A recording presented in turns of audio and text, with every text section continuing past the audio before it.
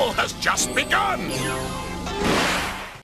Hey, it is time for more Pokemon Showdown with your host and lovely YouTube Pokemon man, RobotnikIsSexy. These matches are pretty good. I had a couple friendlies with this guy. He added me on Skype, and we had like 4 matches, and they were all pretty good, but I'm just going to show the 2 best ones, and all in all, I think this upload will emphasize Charizard. The new tier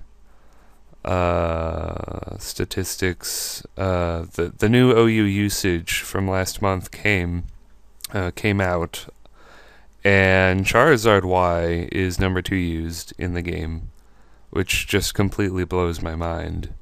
I never thought I would see the day. Of course, I never thought I'd see the day any fire and flying would be top tier.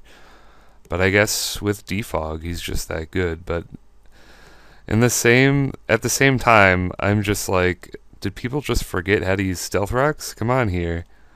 Like, I don't know. I guess Defog is just that influential, which is really eye-opening. Because it means fire types can actually do something, which, you know, is cool.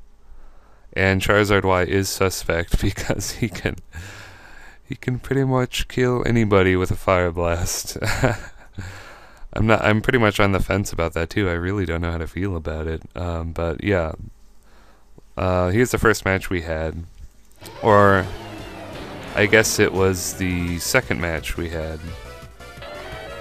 But this is the this is the first good one. Anyway, I'm gonna miss the Icicle Crash, which is kind of a pain because it just means Mamoswine takes some unnecessary damage.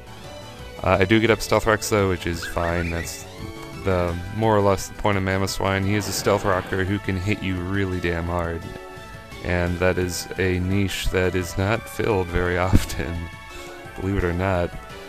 Mega Blastoise is just gonna be Mega Blastoise. And yeah, live a hit from Victini and then just take it out and then become death fodder for what looks like a Scarf Gyarados here. Sweet D is gonna get flinched. If I got double flinched, I would have been in a bad place, but I don't get double flinched and I go for the foul play, the fool play. Galvantula comes out. I'm just going to Death Fodder Mandibuzz so I can get a free switch into Metagross. Unfortunately, I do get paralyzed. Thunder has a 30% chance to paralyze you, which is a pretty high chance. Now his Mega Tyranitar is going to come out, so we're just trading Pokemon left and right. He's going to take out Metagross easily. Now Mr. Plow is going to come in. The Earthquake does a disappointing amount of damage. I am Jolly, so that must have something to do with it, but it's okay because I have Sylvester the Sylveon. And let me tell you, once you start using Sylveon, you don't ever want to stop. He's just really good. I basically have the match on lockdown. He only has Tronet left, and Sylveon can just power through his team with Wish and Heal Bell and stuff, so I'm going to proceed to do that. But this team I'm using here, I tried it out on Wi-Fi one day, and it did really well.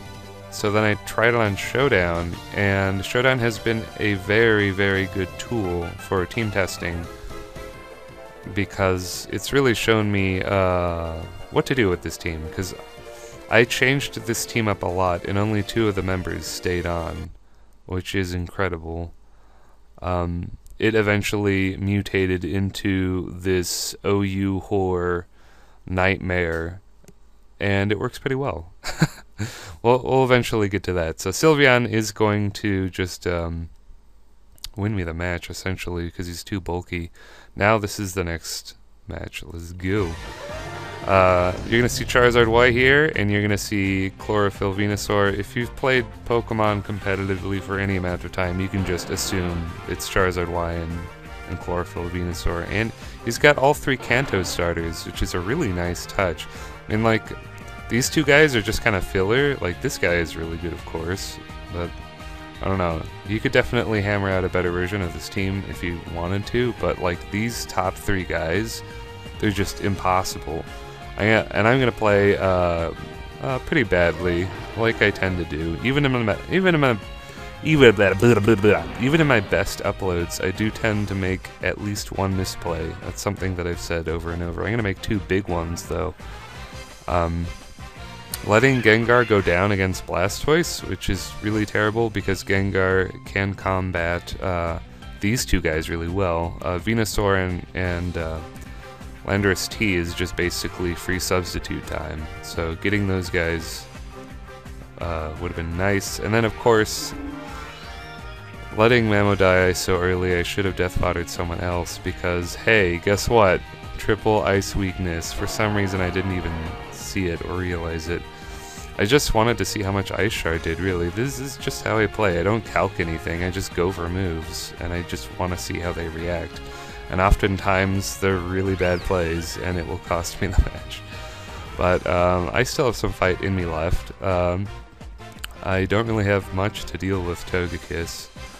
I'm going to go for Heal Bell so that my Metagross can get an agility off and hope to sweep. It's more or less my only hope is getting like a weakness policy agility sweep with Metagross.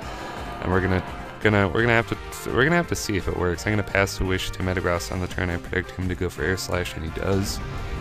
That is excellent, and Clear Body blocks Intimidate, which is really nice. I should have gone for Agility then instead of attacking, though, so that's a bit of a... Well, actually, no, I shouldn't have, because I wasn't sure if he was going to stay in Thunder Wave or not. I really wanted to get damage on that Togekiss, so I guess I take that back. So I do Agility then, get the weakness policy because I eat up an Earthquake, and that allows me to take out the very feared Mega Charizard. But then Chlorophyll Venusaur comes in, and yeah, Metagross goes down because Metagross is base 70 speed and Venusaur is base 80 speed. So yeah, that's a bit unfortunate once again. Yeah, I don't know. Like, I was pretty much completely boned at that point. I don't think there was much I could do. Maybe if I was Jolly I could outspeed Venusaur, but just that speed difference of 70-80, that just kind of spells doom for me. And of course having Mamoswine handy would have been great, because I would have just popped this guy. But unfortunately, this is going to be a very not good looking 3-0 where I just get pushed in by Venusaur. But it's okay. To counterbalance that bad I lose matches sometimes taste in your mouth, I know you're very shocked. I don't upload losses a lot. Yeah, I like to, you know, I like to have a good sense of humor. You know, there's no real point in going on if you can't laugh at yourself. So yeah, that was a good match. Man, Charizard Y, his power is just displayed in capital letters right there. Just pair it with Chlorophyll Venusaur, get a Defog user, which he didn't really have unless his Togekiss had Defog. And you're done. It's really, really bizarre, but like Sun is so good on Charizard Y, so I don't know, maybe he will get banned. You can definitely discuss it in the comments. But now we're going to have the last match. This match is with a new team. I did a lot of testing, and I thought about it a lot, and I eventually came up with these guys. I'm just going to pause and talk about them. I'm going to be up here. The only two that stayed were Sylveon and Mamoswine. I've got the bulky Starmie. I've got the weakness policy Dragonite. I have Mega Venusaur. And I eventually decided that Choice Band Talonflame was the only set to really use in this team setup. I really wanted to use like Bulk Up Sword Dance with Roost or something, but having Choice Band U-Turn is something that this team thrives on, because Rotom Wash, his ass is in every match, and if you have this guy, you can bet some real money that Rotom Wash is going to switch in. So having a Choice Band U-Turn as an option is really great, especially since Mega Venusaur will kill you, and yeah, Sylveon can also deal with Rotom one-on-one on a free switch. So yeah, that's that explained. Let's get started with the match. He's going to lead with Galvantula. He's gonna lead with Galvantula because I have max speed investment. Because this the bandit set actually does call for max speed investment. That's 351 speed at level 100 equivalency.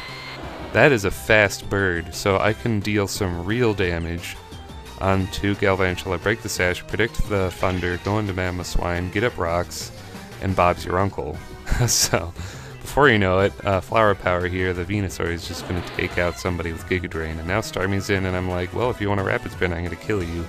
So I don't really have a problem with that at all. On paper, you might be really critical about his team because it has so many rock weaknesses, but that's just kind of how X and Y OU is.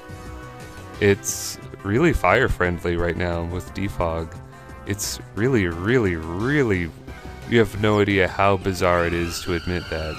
Like, I've been playing Pokemon since it came out, and that has never been the case once, so...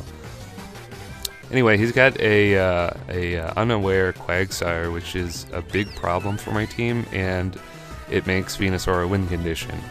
So I'm just going to Heal Bell Venusaur so that he can come in more safely. You know, how much health did he have? 2.7%. So it isn't really that great. But I can Pass a Wish to Dragonite. Now this shit is awesome. Pass a Wish to Dragonite, so I can absorb the Flare Blitz, and now I can go for the Earthquake, which is forcing a switch.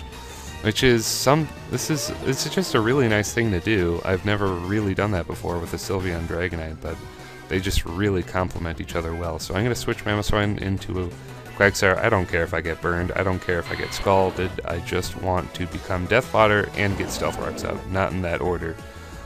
But after getting Rocks up and becoming Death Fodder, Flower Power can go for a couple Syntheses. And you know how I need Venusaur as a win condition? That is a big problem because this Garchomp has 2x attack, and I really don't have anything to deal with that. I do have Roasted Combo though, and Choice Band is going to save the day. Yeah, that's a cool 80% to Garchomp. I know this guy isn't Scarf because he switched up moves and he used Sword Dance, of course, so... Timid, bulky Starmie is just gonna clean things up. I do make a bit of a misplay. I thought he was Scarf since every Darmanitan is Scarf. I've actually been wrong about that. I guess it isn't the law of the universe anymore.